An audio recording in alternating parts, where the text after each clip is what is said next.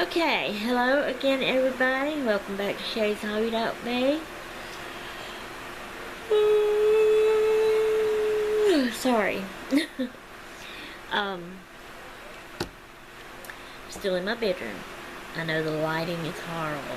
I'm so sorry about that. I'm doing the best I can. Hubby's in there watching TV.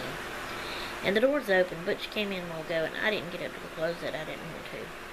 My back's hurting me, so I just need to get up and down one time. So, something came up on the phone. I didn't know what it was. This is Saturday. It's September 29th, 2018. It's 7:50 p.m. at night right now. Elizabeth's still at work. So this is a booktube video. And it's probably going to be quite a long one, but I don't know. We'll see. Because I'm going to try to cover everything. Alright. Let me pull this up. I should have had it pulled up. That's one of the things that helps make my videos long. Especially as slow as my phone is. Alright, I need to...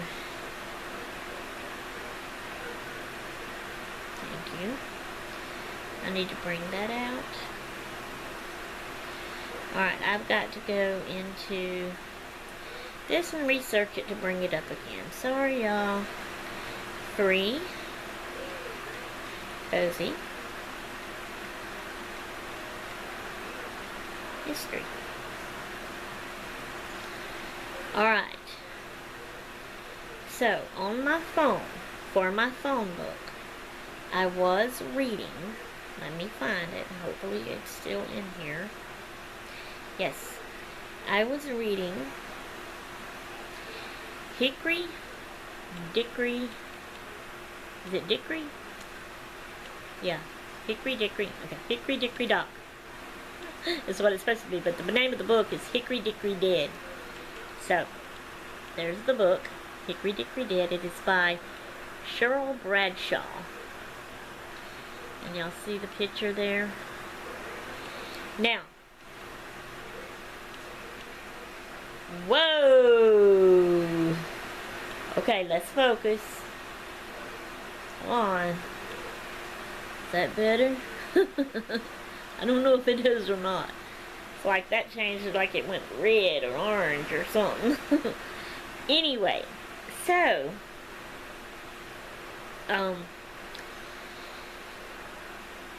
y'all seen or you heard? Hey,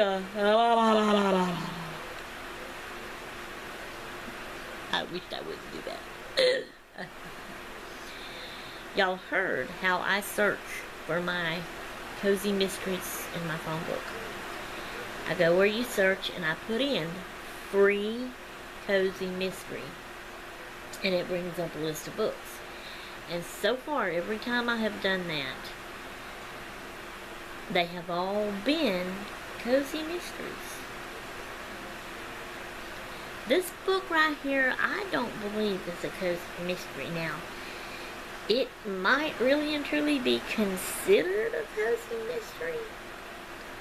But man, it was wild. Because usually, in a cozy mystery, the ones I've experienced anyway, when you start off reading, it's like the murder has done happened, okay? Someone finds a dead body, right? On this one, and I mean right at the front beginning, okay, it starts off. It's late at night. This young mom is up and can't sleep. Her baby had been crying. She had to get it and feed it. So she's got the baby back to sleep. Her husband's upstairs in the bed asleep. And she's downstairs. She's done put the baby down and she's just trying to chill out and relax before she goes back to bed. So I think she's watching TV. Well, she hears something. And at first thinks it's just the house creaking and don't think nothing about it. And then she hears it again. So she's getting up and I think either going to, I can't quite remember, either going to check to see what that was or she's decided just to get up and get ready and go on back up to bed. So, in leaving the living room and going into the entry hallway, she sees somebody there, or somebody just walks into her house or something. I can't even remember how he got in. But it's a guy, and he's wearing a mask, and he's got a gun, and he points it at her. And they, argue back and forth. It's like, it's weird though, she don't scream, she don't run, she don't, and the guy's standing there with a gun, pointing it at her, and got a mask on. If that had really happened to me, I would be screaming and running into this room. Albert, Albert! I'd be so freaked out. She stands there and talks to the guy. She asks him questions. Who are you? And what are you doing in my house? And what do you want? Anyway. So, with the gun, he makes her go upstairs and into their bedroom where her husband is.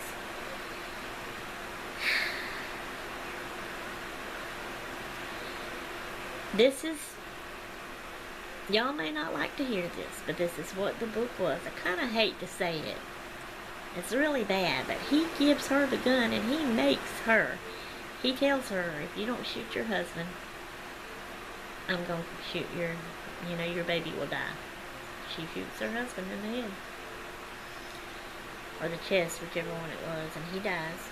Well, then it leaves that and it goes to another section, and I think what that section is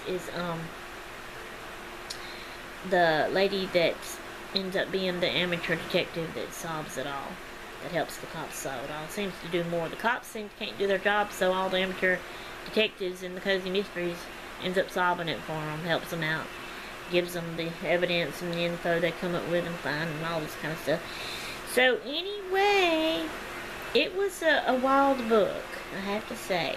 I mean, after that first part though, the rest of it sort of seemed like a normal cozy mystery, She was trying to solve the murder and all this kind of stuff and helping the cop out. Well, I'm not going to go into a lot of detail about every little thing that happened. I'm just going to tell you how, because I think I read that to y'all before, what it was about in my last one. If I didn't, I'm sorry, and I'll try to remember to do this next time, all the other rest of the times I do this. But it was all over this guy that had come into the house with that mask on, with another guy. Of course, the other guy during the book ends up getting killed too. And the person that had killed him was this husband that got shot by him. That's why he was coming in and getting him shot, made his wife shoot him, because he had shot his buddy, because they were buddies, these two guys. And it was all over. They were scoping out girls and then attacking them and raping them. And this guy that had the mask on would always do it with the mask on and not let himself be seen. The other guy, his name was Jake, he always let himself be seen, so the girls knew who he was, but he threatened them. But when they had gotten this wife, okay, and yeah, so they threatened her, but she ended up telling her sister and her husband.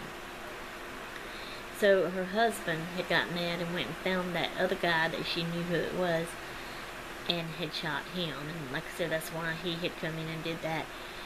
Well, anyway, let me tell you this so you'll know about the baby and what else happened. After he made the wife shoot her husband, I mean, it didn't say this in that part, but he took her away, and he left the baby there, by itself in the house. Daddy dead in the bedroom, the baby in its room. Alright, because the neighbor lady, when it went to her, she actually heard a scream that night. And this was a new couple that had just moved into this house in her neighborhood. She hadn't met them yet. So, she heard a scream, though, and she wanted to find out what it was. She thought it was another neighbor, so she went to this other neighbor's house. It wasn't her. So, which was an elderly lady. And, so then the next day, she bakes a cake, and she's planning on going to the new couple's house that's moved in to introduce herself and also find out if they know anything about the scream she had heard the night before. So when she gets there, she knocks and nobody answers, and she hears a baby crying. And it's just continuing to cry, and nobody's tending to it or nothing. So she gets something and breaks a window, and she goes in and gets the baby and calls the cops, you know, because that's how she found the daddy dead and all this. Knows the mama's gone and all that. So, anyway, so back to the two guys. They didn't want nobody to know that what they were doing about finding, you know, attacking the girls and raping them. So that's why they went in to kill, well, he went in to kill him because he had killed his buddy. It's just all a mess. Okay, anyway, the lady, and I can't even remember her name, Macy Fezziwig.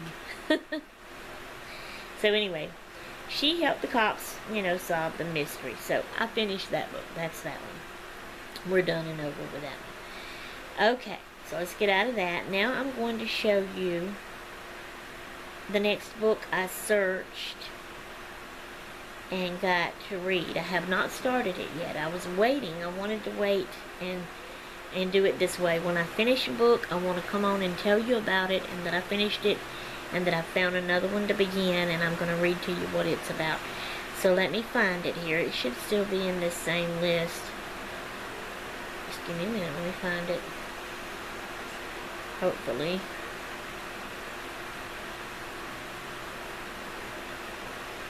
You're watching not being on here. There it is. Okay. Alright, so this one is called A Body in the Backyard, and it's by Elizabeth Spann Craig. So I'm going to show it to you. Right there. Alright, I'm going to read this to you real quick, if I can, what it's about. Extreme gardening often involves gnomes and planted bodies. It's just an ordinary day for octogenarian sleuth Myrtle Clover until her yard man discovers a dead body planted in her backyard. This death isn't cut and dried. It looked like out. The victim was bashed in the head with one of Myrtle's garden gnomes. Myrtle's friend, Miles, recognizes the body and identifies him as Charles Claiborne, reluctantly admitting he's a cousin. Charles wasn't the sort of relative you bragged about. He was a garden variety sleaze, which is very likely why he ended up murdered.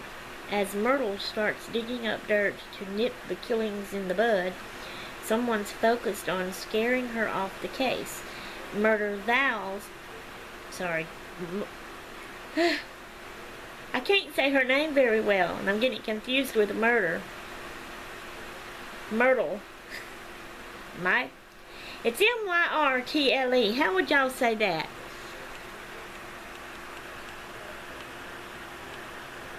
Myrtle? Is it Myrtle?